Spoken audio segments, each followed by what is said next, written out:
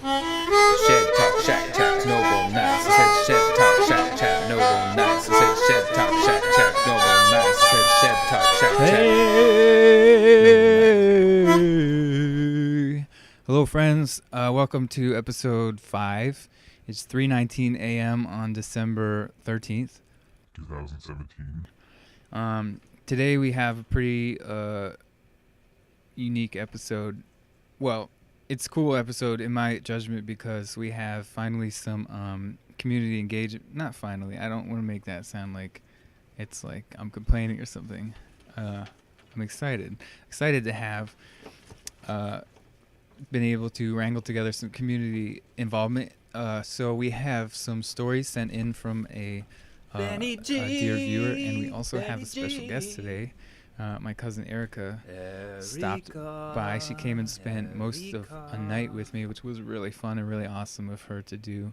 I was really honored that she not only wanted to come up, but actually did it on a snowy day. It was really, really awesome, and we had a lot of fun. I hope that is conveyed in our time together that you'll see. It's I'm feeling a little off tonight. My body's just feeling a little racked, kind of achy, and it's quite cold out. It's really windy too. All the display trees. Maybe I even could show you. Hold on. Are like blown over, and I have not even bothered to put them.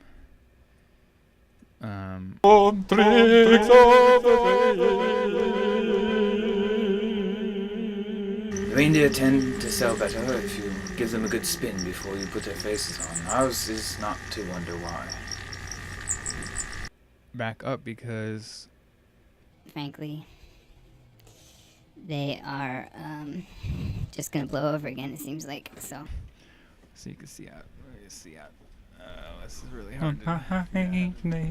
blew my balls down. Yeah, you can see the trees knocked over, blown over.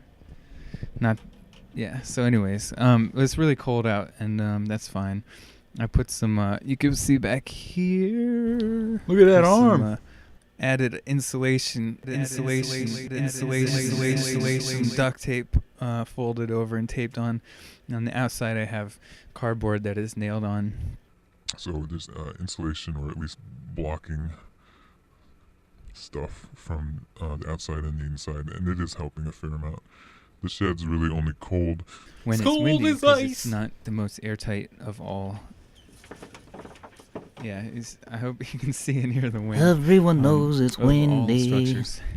Anyway, so we're gonna do that. We're gonna have talks. We're gonna have stories about hugs and trees from Benny G. We're gonna have a visit from Erica. I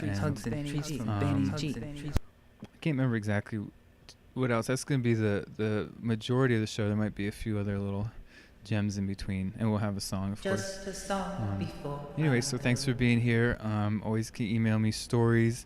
Maybe today, tell me if you could email stories about a time when you snuck into some place that you weren't, supposed to be, or a story when you saw something that was especially affecting to you regarding people that you did not know, involving people that you did not know. So you saw an event happen that was particularly affecting to you, either really sad or really beautiful or really joyous. And so those are the prompts today.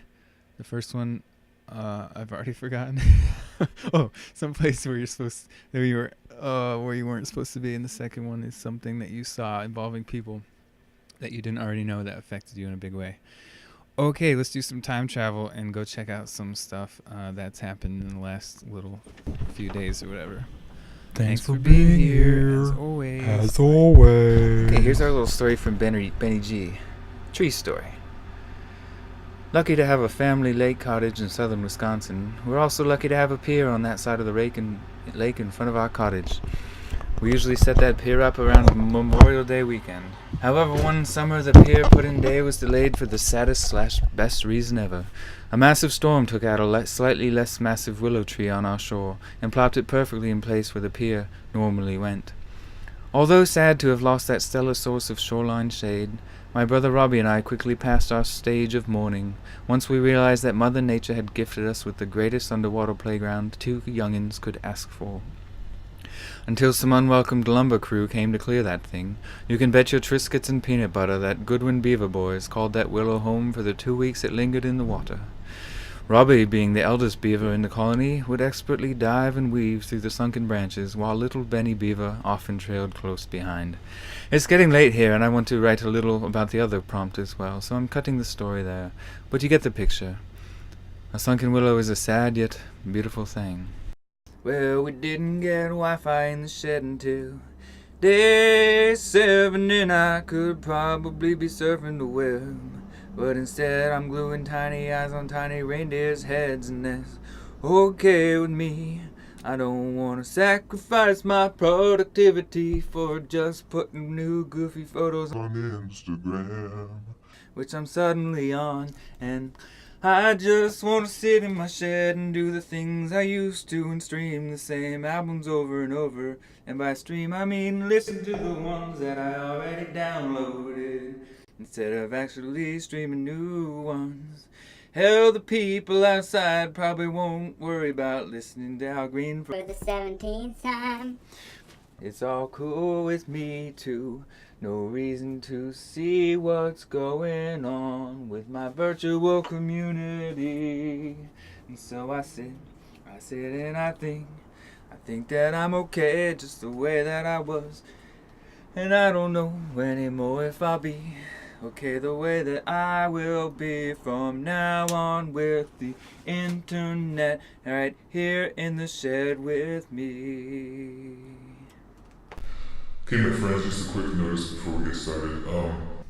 I put this in notes during the video, but when Erica came right before we got set up, I went like this, and the microphone shocked me. It like sent a little bolt of electricity into my lips, and I think it might have shorted it out for a little bit. It wasn't working, and I didn't realize. I thought I tested it. I don't know what went wrong, but the audio got really crappy, and it's, I think, coming through the little built-in mic, which doesn't sound very good.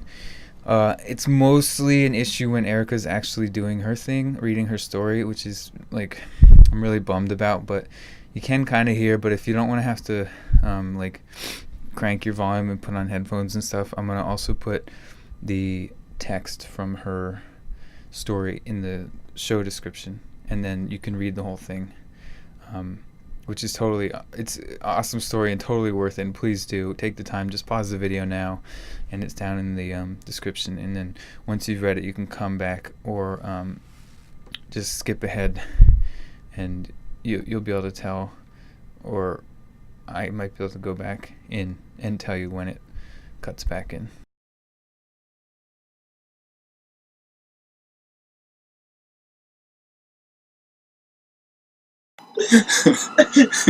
Some hitchhiking on ambulances. It's taxi the ambulance. I just talked my up a little bit. My microphone, pick me up. Okay. Alright, so it is 5:26 in the morning on Sunday, December 10th, and my cousin Erica came all the way from Ocean City, New Jersey, and she came to hang in the shed. Only the third intentional guest, but 2 of them came together. So big day for the big day in the social department. And so she's been here since like a little after 1:30 or something. So we've done tree tagging, we've done meal sharing, we've done reminiscing and philosophizing, and it's also really beautiful and snowy outside, so that's been a treat. And so we've been sitting here for a while talking about stories and our own journeys with writing stories and how to share them and when to and if to and what the point is and what the potential value is and stuff like that. And Erica has written over 1,400 notes on her phone, many of which are actually pretty decently fleshed out stories, and we thought it'd be a fun stretch to have her read one of those. So this is Erica with this story. Alright. Saturday I went up to the boardwalk to sit at one of my favorite spots and watch the waves roll in. A place I like to come to contemplate life, to center myself, to extract wisdom and knowledge from within and beyond. And the landscape looked differently than it usually did. While I sat on the boardwalk bench, the signs hung from the railings indicating that the beach was closed. Heavy machinery and large pipes and workers in bright yellow vests were orchestrating some sort of large battle against the ocean. Half of what I saw in front of me was the landscape in its original form. Free-flowing water, waves, and sand. It was not much more than 40 feet or so from the bench on which I sat, and the exposed boulders added to the aesthetics of the topography. The other half of what I saw was an ocean forced back from where it would naturally approach the land. Over 100 feet stood between myself and the start of the water, a few gentle waves crashing into their new parameters. It was a strange sight indeed. Nature versus man, clearly present in front of my very eyes. What were we fighting with the ocean for, and why? Because it was going where we didn't want it to? 5 days later I would return to the same bench, and the scene would be drastically different. The heavy machinery, large pipes, and yellow-clad workers had been making their way down the island in my absence, and now the very spot in which I sat had a completely different scene. Gone was any natural flow of the water, waves, and sand. Instead, only the man-made parameters of the intentional island existed. First, natural desire, it was blanketed by large amounts of sand drawn in from a distance in the ocean. No, we don't want the beach to begin here. We want it to begin here. So we shall take this sand from there and move it here, and now it will be as we want it to be. This is man, humankind, attempting to restructure the planet Earth on which we live to fit our needs, our wants, our desires, our goals. We all know quite well how this story will end. The next storm that rolls through will take the sand back from whence it came. The beach will once again resume its natural landscape, its natural flow, with the water and the waves and the sand where it desires to be. We can come in and we can try to change it, to mold it, to fix it, to make it look like what we want it to look like. But it will never stick. Because the earth will do what it wants to do. The ocean will go where it wants to go, just as all of us will as well. We can try to change others. We can try to cover up fears, insecurities, pain, suffering. We can put a blanket over it. We can insist upon new parameters of being, but it will only be temporary. We cannot fight against nature in the external world and in the internal world. Nature will change if and when it wants to, and so will humans. We can try to nudge them along, or we can create elaborate plans of attack against our natural path. We can try all we want to change what occurs outside of us, but the reality is quite simplistic. We can only change ourselves and nothing more. We've forgotten this fact somewhere along the way, individually and as a society. There's evidence of it everywhere. We believe we can change the landscape of nature just as we believe that our love or our efforts or our insistencies can change the human beings in our lives, but that is not the case.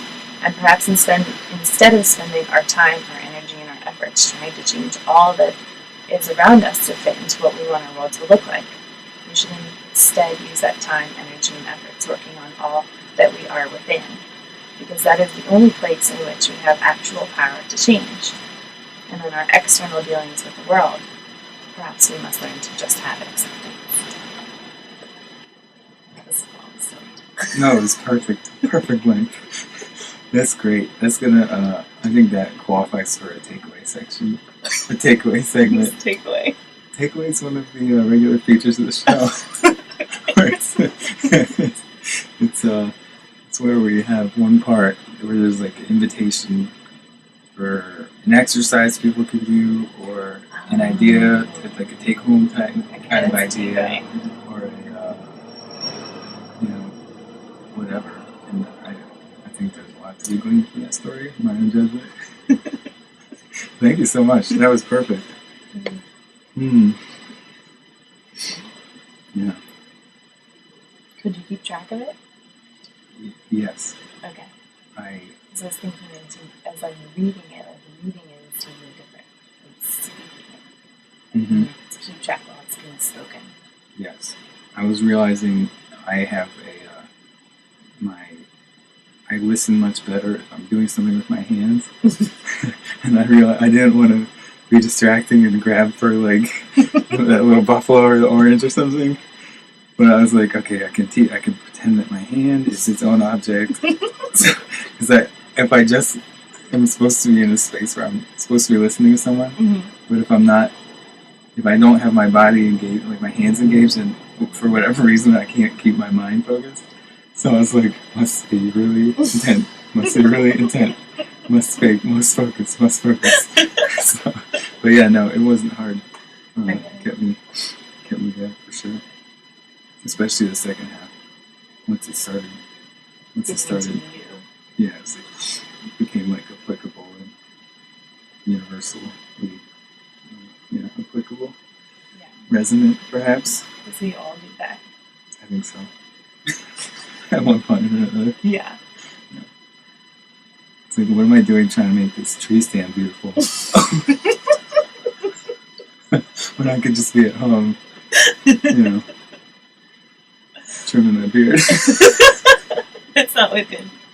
All right. I mean, like doing.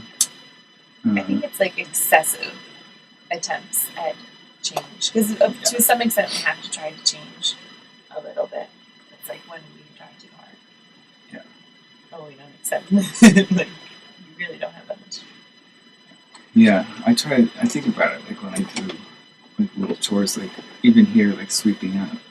You can make a metaphor on anything. It's like sweeping out all the pine, or mostly fir trees, but sweeping up all the needles off the ground. It's like, but there's always going to be so much over, and I'm not going to spend, 10 hours today picking up every needle between the cracks. But I want it to look good. But why do I want it to look good? Why? Because just for people's enjoyment to be in the space. Why is it perfect to be clean? Right? And if I don't get all the needles, is it okay for there to be some imperfections? And how much energy do I allocate? It's like, How much do I leave behind? yeah. And why? And which ones? It doesn't matter. No one cares. But everyone cares at the same time because we all deal with it. It's just like everything. It's all important and totally meaningless. Well, that was awesome. This is going to go in episode. Not sure yet. I think 4 and 5 have pretty much been formed, so it'll probably be 6. Oh, you're not far away. Well, sort of. Yeah, I have I don't have any songs right now, so I can't. I've only recorded 3 songs, so I gotta do some more songs because I promised to put one in every episode. I can't. So I'm at a standstill right now. I just put 3 up on YouTube this afternoon, or this evening when I woke up. So I have to edit them together, and then. But I think 4 is pretty much ready to go. I'm just gonna add one thing in that someone sent on an email. And sent him a story, which is pretty exciting. I'm trying to get different stories from other people, including you being here, but also through the email and stuff. And so it's other people's material. That's the community outreach and building portion of the philosophy of the show. Alright. Okay, well that's probably good. We had a good 10 minutes and a half Will you minutes. record that whole thing? Yeah. I knew that. It's important to have the. I'm glad I didn't pick my nose or anything while that was happening. It's good to have the flow. the periphery. So much happens in the periphery. Oh yeah. Like we think the thing itself is important, But it's and not. of course it might be. So much But more that's and important. the things going on Other people outside. walking by. Yeah. Who's that? Is that a regular or is just some random? It's hard to see out the windows. I meant to point out the guy with the papers on his head. Did you see that? Yeah, he didn't use his hands. I know. He's one of my favorites. Every single. And he turned his head to acknowledge that you were in here. Really? Yeah, he turned his head. Oh my god, that's rare. Didn't use his hands, and he had a stack in his hand too. He's like I don't know why, but the phone I used to make little videos that I can't point the computer at, it's taking so long to boot up the video making. Like, I hit the camera and it takes a while to boot up, and I hit video and it takes like way too long, like 10 seconds or something. And so like every morning this guy goes by between like 4 and 4:45, and it's been like I'm like I'm like frantic because I try to use little. I try to film people walking by as like little transitions and stuff for the show, because there's so many great people, and it's just like a nice little like 2-second. Oh, there's another one. Yeah. And I can't. Every day he's always coming by. I always want to get him so bad, and it's always so too quick. And I'm like, and he's like in the distance. So the other morning, I didn't get the whole thing, but I got like the second half, and I'm so excited. He'll be in. Or they will be in. An episode. I don't know which one. I can't keep track. We got 1,000 clips on all these different files. So. But yeah, it's part of the fun game that I get to do. Okay, thanks everybody. Thank you, Rebecca.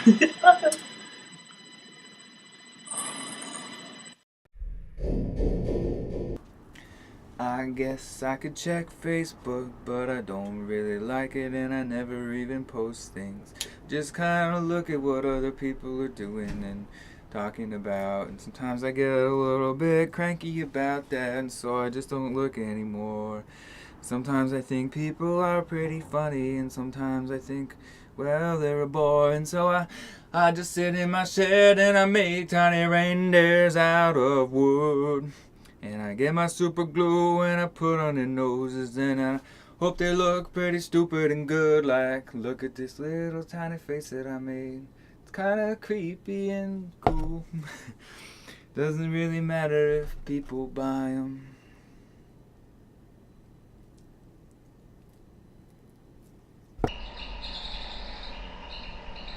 This is our best hug of late, also from Benny G. Will and I caught up in Madtown back in September for the first time, after not seeing each other for over a year and a half. I think we all have those people in our lives that no matter how much time passes between visits, you'll pick things up exactly where you're supposed to be. Will and I have that connection, and although we try our best to put it into words, it's most easily felt in the first hug of each greeting. There's apparently a picture attached, but I'm going to see a picture. If I can find it and get permission, I'll swing it up. Thanks, Benny. Thank you for both those. That was really awesome. And I'm serious about these requests for submissions. It's really fun to get the community a bit more involved. Otherwise, it's just me in the shack. Just kind of doing the things that go on here. So anyways, yeah, thank you so much. Hello, darlings. It's morning now, but I just wanted to express some gratitude to the community. It has been very cold tonight, and I've been inside most of the night because I'm not feeling particularly well. And one woman, after having purchased a wreath, came back a few minutes later and said, "Here, darling, take these blankets." And I said, No, of course not. And she said, "No, you must." And I took them. I haven't used them, but I am, of course, very grateful. And then mere minutes later, Nancy, dear Nancy, number one Nancy, comes by and she says, "Darling, you must be freezing." And I said, "No, I'm not, but, well, I suppose I'm not warm." And she says, "I'll be right back," and comes back with a large cup of coffee with creamer and a bag of mixed nuts. There aren't many left, of course, because if there's one thing I love, it's a good mixed nut. And if there's two things I love, it's a good mixed nut and a small snow globe with my name upon it. And having both, I'm a very satisfied man indeed. Thank you so much, everyone, for your generosity. It really does not go without huge gratitude coming from this chilly man. Alright, although I chose this song for tonight, it's not exactly fitting because... my cousin Erica was here last night, and you'll see what I mean. Yeah, said it's alright, and I won't forget all the times I waited patiently for you. You'll do just what you choose to do, and I will be alone again tonight, my dear. Yeah, I heard a funny thing. Somebody said to me, you know that I couldn't be in love with almost everyone. I think that people are the greatest fun, and I will be alone again tonight, my dear.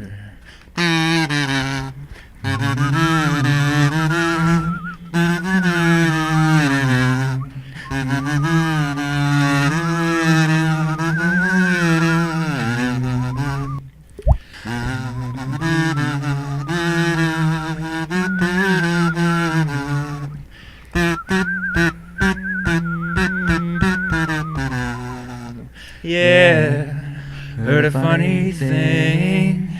Somebody said to me, you know that I couldn't be in love with almost everyone.